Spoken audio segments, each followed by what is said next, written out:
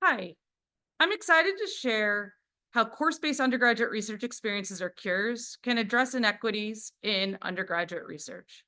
My name is Sara Brownell, and I'm a President's Professor in the School of Life Sciences at Arizona State University, where I also direct the Research for Inclusive STEM Education Center. So over the past decade or so, there have been a number of calls for undergrads to participate in research, even going as so far as to say that all undergrads should be participating in some kind of undergraduate research. This typically takes the form of undergrads working with faculty members in their research labs or groups, where they end up contributing to a lab research project. And the mentoring tends to be on a more one-on-one basis, where they're either working directly with a faculty member or with a senior member in the research lab, which often is a grad student or a postdoc. So I want you to ponder for a second. Can you think of any equity or inclusion issues related to undergraduate research experiences in faculty research labs? Now I can. So there are a number of problems with this model. First off, there are just a limited number of positions available in faculty members' research labs. And at most institutions, there are more students enrolled in the degree programs than positions available. So this becomes just a numbers thing, where even if faculty are incredibly altruistic and want to bring as many students as possible into their research labs, not every student can work directly with a faculty member.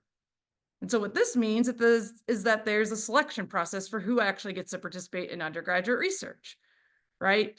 Students need to know the unwritten rules of undergraduate research. And what do I mean by unwritten rules? Basically, they need to know that research is a thing, which a lot of students, including when I was an undergrad, didn't know. They have to know that research can be useful for their future career paths, that it actually can be considered a high impact practice, and they have to know how to actually get involved in these experiences, which often means sending a bunch of emails to faculty saying that they're very interested in the faculty member's research lab. And some students know this information and some students don't. And I'd encourage you to check out this paper that my research team and I have published, looking specifically at students' knowledge of some of these unwritten rules of undergraduate research and how that could actually be a barrier for them getting involved in undergraduate research. Beyond just knowing the rules, students have to have the confidence to be able to apply, right? And they have to have the time to add research onto the normal coursework. Often this is considered an extracurricular or something that's in addition to everything else that they have to do. So if they're already having to work jobs, or if they have family responsibilities, or if they're commuting a lot, this can be really challenging for students. Because there's a selection process, that also means that faculty are picking who comes into their research lab, and they're incentivized in every way to take the best students, right? However you want to actually define this. This is the star student who got an A+ in your introductory biology course. This is a student who came into the interview and has already read 5 of your papers. But that begs the question, how did that student even know that they should read 5 of your papers, right? And so often you're not looking for potential or how that experience can really benefit that student and what the potential is for that student to become ultimately a really good researcher, but you're often incentivized to pick people who have already had research experience or already know a lot. We also know that faculty, like everyone, have implicit biases that may advantage certain populations of students, right? Whether that is going to make faculty more likely to bring men into the lab, whether that's faculty are going to be more likely to bring in high social economic status students, whether it's that there's actually going to be some racial biases at play. And so that means that if we're relying solely on faculty members taking students into their research groups, that there are some intrinsic equity and inclusion issues with this model. Only a subset of students can participate, and those students who participate often tend to be from more privileged backgrounds. In kind of every way, those are the students who are going to know that research exists, and those are possibly going to be the students who have already had some previous experiences, right? And the time and the confidence to be able to actually secure those positions. So one solution that has been broadly advertised and is common at a lot of institutions is to create initiatives to diversify who gets to do research in faculty members' labs, specifically targeting students who may have fewer opportunities, whether this is community college transfer students, right? Whether these are first generation students, et cetera. And while this can be helpful in terms of actually changing who gets access to those positions and making it potentially more equitable for all students, it still just means that there's a limited number of positions available. So there are still some students who don't get access to these experiences. So a different option is to actually integrate real research experiences into undergraduate courses. And this can address both of these issues. It actually opens up the number of opportunities available, and it makes it more equitable who actually gets to participate in these opportunities. And this has actually been what people are starting to call course-based undergraduate research experiences, or CUREs, to describe these real research experiences that are embedded into the formal coursework. Now, I have up here a couple of other terms that have been used in the literature to describe these experiences, but for the purposes of this talk, I'm going to call them CUREs. And along with one of my colleagues, we've argued that CUREs can make scientific research more inclusive because you could increase the number of research opportunities, increasing total access. And if you recruit students to enroll in a CURE as part of their normal curriculum, students don't have to know the unwritten rules, faculty don't have to select students, and so this removes barriers to actual participation in research. So hopefully I've convinced you a little bit that CUREs can be a more equitable way to distribute research opportunities to students. Well, maybe you're excited and you want to actually develop a CURE. What's actually necessary for a course to be a CURE? So it has to involve real research or scholarship. And you might say, well, what does this actually mean? And I would argue that whatever scholarship or research is in your discipline, if you can embed that into a course where students are doing that real research or scholarship, that would be a CURE. And there's really kind of two key aspects of this. One is that what you're working on has to be novel, has to have unknown outcomes to everyone, not just the students. If you as the instructor know what the outcomes are supposed to be and the students don't, that's not a CURE. If you as the instructor don't know the outcomes because you haven't done your literature review and you don't know if something's actually novel or not, that's also not a CURE. It really needs to be novel or unknown outcomes to everyone involved, the students, the instructor, and the rest of the scientific community or the local community, depending on the focus of your CURE. So to do this, you really need to establish a gap in our knowledge, right? Exploring the prior literature, identifying what is known and what isn't known, and actually carving out a research project there, just like anyone would with their scholarship if you're doing scholarship just as a faculty member on your own. You can also develop a CURE by repeating a study in a new context. There would be that unknown aspect of that novel context. Or you can actually repeat a finding that other people have shown that isn't really well established and that you actually want to establish more evidence to support. So folks have developed CUREs to do this, to essentially do replication studies to help bolster our confidence in a particular finding. All of these would be considered real research or scholarship because at some level it's novel or unknown and not truly established in the discipline. And then the second key characteristic is it has to have the potential for impact beyond the classroom and student learning alone. It's not just about what students learn. Yes, they're going to learn a lot in a CURE, but it's that what they're doing matters. It matters not just to the students and the instructor in the course itself, but it matters beyond the course. So how do you know if something's actually going to have an impact beyond the course? Well, some of these CUREs where students are doing real research have resulted in publications in peer-reviewed journals that scientists and academics read and learn from and build upon. So that happens in a CURE that for sure, is actually having an impact beyond the course. But all of us also know that there's a lot of effort that goes into actually writing a publication or writing a manuscript that ends up being a publication.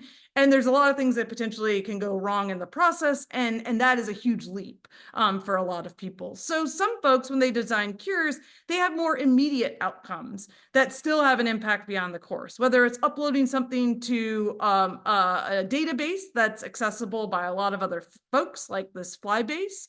Or it could even be having students add to a database that maybe your lab is working on. And then other folks in your lab, postdocs or grad students, build off of the student collected data.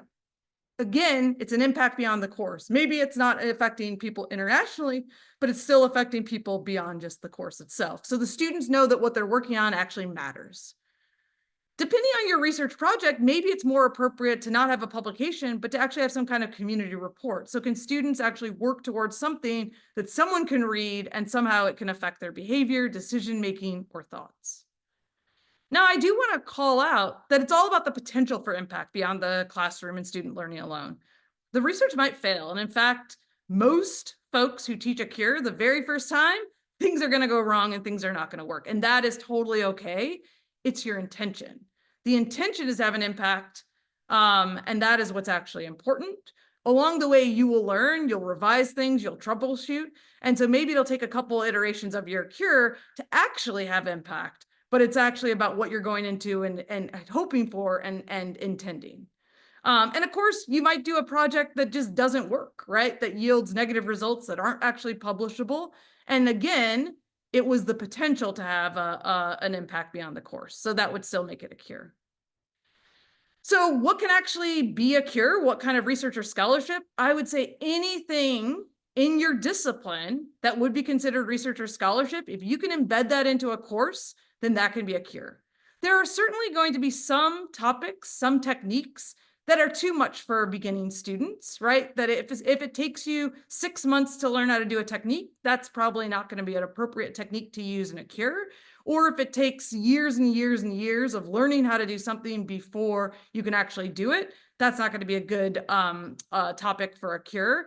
But in general, whatever you think of as scholarship in your own discipline, that's going to be a cure, right? So people have done this where it's going out and sampling in the environment, collecting data and, looking at water quality, looking at chemical pollutants. People have done cures where students are doing molecular biology research, where they're doing a bunch of different experiments on things that are unknown. People have done cures where they're accessing some kind of publicly available database. So students aren't even collecting their own data, and that's totally fine, but they're doing almost all the analyses. The cool part about that is you can always repeat an analysis, right? So you don't have that cost of students messing up and you wasting kind of those precious samples. And I've done cures in education research, and other folks have done that as well, right? So the cure might look more like reading papers, interviewing students, doing focus groups, right? Whatever the scholarship is in your discipline, that could be a cure. And I would argue at any point in the research process, right? It could be students collecting data, analyzing data, actually communicating that out to your audience. Maybe your discipline doesn't really use data, but actually your discipline creates something. So I've worked with folks who create documentary films, and that is the scholarship. So students working on those documentary films, that you can think of as a cure. So how do you actually assess whether cures are working? And I would say a lot of folks often say, how do I develop the best cure? And I would say first, you need to backward design your cure. And you need to think about what your goals are before you possibly thinking about assessing your cure. And colleagues of mine and I wrote this paper a few years ago that said, define your goals before you design a cure, a call to use backward design in planning course-based undergraduate research experiences. And some of you may already be familiar with the idea of backward design. Essentially, you want to identify your goals first and then work backwards to then align your assessment with your goals. And then you want to actually design the research and learning activities of the course. Now, what makes cures a little bit different than other types of courses that you might be teaching is, in addition to just pedagogical goals, you will also have research goals. And so as far as pedagogical goals, they're really what you want students to know and be able to do. But because you've chosen to teach a cure, instructors have already defined the overarching learning goal for students, and that's to provide them with the experience of conducting authentic research or scholarship. So that is going to potentially constrain some of the other pedagogical goals that you might have. And then because you need to make sure it's real scholarship or real research, you need to make sure you have research goals embedded into your course. What are your discovery milestones? What do you want students to actually achieve? What are the products that you want students to actually complete as part of the course? And certainly you don't have to do an entire research project in one course, right? Some people develop cures where what students do one semester are handed off to students in the next semester, and there's kind of a continuous flow. Some folks actually have the same group of students do multiple semesters, and some folks have different groups of students all basically collect the same type of data, and you collapse the data over multiple semesters to get a large enough sample size. So there's lots of different ways you can do this, right, in terms of thinking about your research goals, but you do need to think about, I actually want to get something done with this research, and I'm not just going to be thinking about student learning. Yes, I want to embed this research into the course, and then I want to layer on the student learning goals or the pedagogical goals on top of that. Once you've identified your goals, then in terms of thinking about, well, how can I assess my cure? How can I ensure that my cure is good? Well, you want to make sure that you're actually meeting your goals. And everyone's going to have slightly different goals, right? So that's where a one size fits all just doesn't work. I would encourage you to think about your assessment as being as direct as possible with your goals. If you want students to grow in their confidence, in their ability to do something, if you survey them and ask them how confident they are, that's a great way to measure confidence.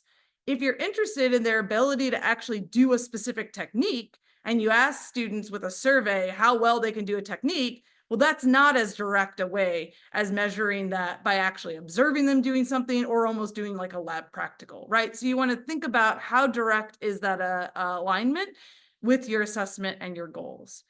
And once you've identified the goals and your assessment, then, only then, are you actually going to sit down and think about week by week activities of your cure. That's when you're going to sit down and start to develop your syllabus, start to develop your course schedule, start to think about the actual nuts and bolts of what students are going to be doing in terms of their assignments, in terms of the activities in the class itself, how collaborative it's going to be, how you're going to build in different types of iteration in the course. All of that comes after you've identified the goals and how you're actually going to assess whether you're successful at achieving those goals. So if you're just interested in starting out and you're feeling really overwhelmed, a lot of people have done this already and you can learn from them. So we don't have to reinvent the wheel. I want to draw your attention to CureNet, which is an online resource for folks who are interested in teaching a cure. It's primarily a lot of folks who have taught science cures because that has been the more common type of cure that has been developed in the past, but more and more folks are starting to develop cures in other disciplines. So there are some examples of other cures there. This is a great online free resource where you can learn a little bit more about what a cure is, learn some tips in terms of how to actually teach a cure, in terms of actually thinking through how do you develop some of these research goals, how do you develop some of these pedagogical goals. And what I like the most about this is that there is a cure collection. So folks who have previously developed cures have basically written up descriptions of them, and they're available for anyone to look through to see models.